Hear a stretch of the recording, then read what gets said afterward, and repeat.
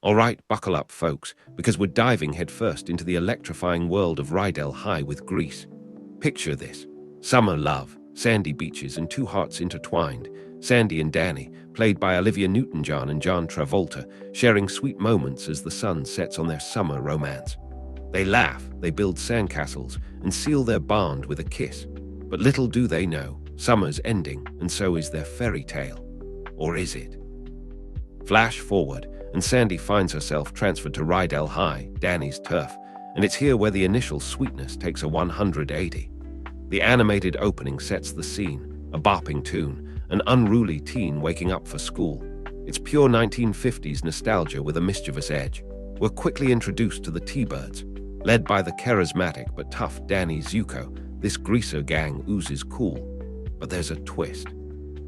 As the school year begins, Danny is all about maintaining his bad boy reputation, and the beach romance is already a distant memory.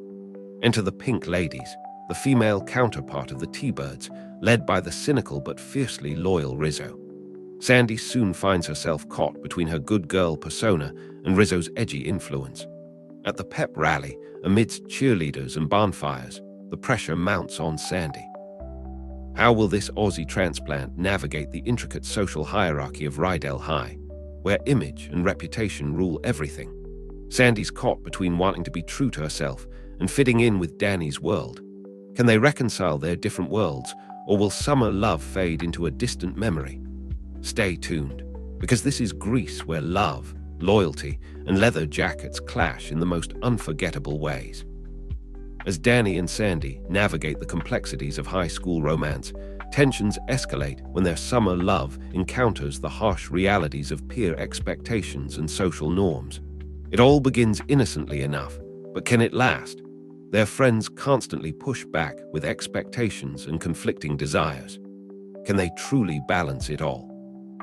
During an intimate moment in a car, their emotions flare, but then abruptly cool down, as Danny struggles to maintain his rebel image at the expense of his true feelings for Sandy. An unexpected encounter with a rival gang quickly disrupts their evening, pulling Danny away and leaving Sandy feeling abandoned and confused. The boys quickly exact revenge, destroying the rival's car. Later, the gang encourages Danny to try out for sports to impress Sandy. His attempts at basketball and baseball end in humorous disaster. Finally, they pressure him to adapt a more athletic look to prove himself worthy of Sandy's attention. All the while, Frenchie, grappling with her own identity after a beauty school dropout, is visited by a guardian angel, Frankie Avalon himself, during a whimsical song and dance number. She debates her future, questioning whether to stick to her dreams or return to the familiar, the known. It's a pivotal moment of self-reflection amidst the chaos. But back to Danny, you really have to put yourself out there, right? Later, amidst the chaos of the Rydell High dance competition, Danny realizes that maintaining his reputation comes at the cost of his own happiness. He finally lets go of the facade, embraces his genuine feelings, and dances with Sandy, all in the national spotlight that's broadcasting live from the high school. The dance floor erupts, celebrating their authentic connection and ending on a hopeful note as they leave everyone, both at the prom and those watching at home, moved and inspired.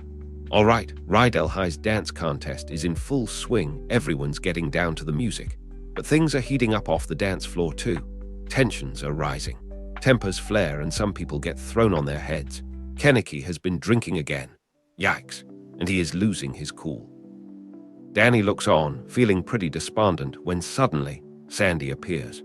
But she's not the Sandy we know, though. She is the opposite of Sandy, and it just completely floors him.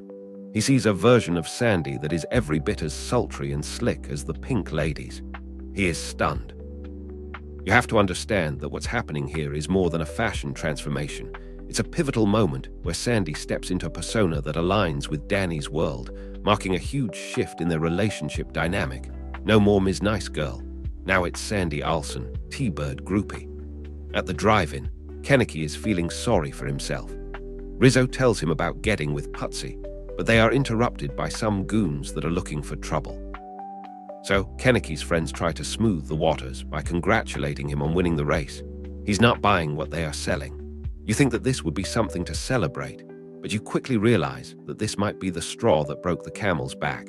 It seems that Danny's change of clothes has done nothing to ease the rift with Sandy. Danny is looking heartbroken. The T-Birds are worried that Danny is getting too invested in Sandy and that it has altered the whole dynamic among the boys. They are starting to think Danny is changing. In the ladies' room, Rizzo lets slip that she suspects that she is pregnant.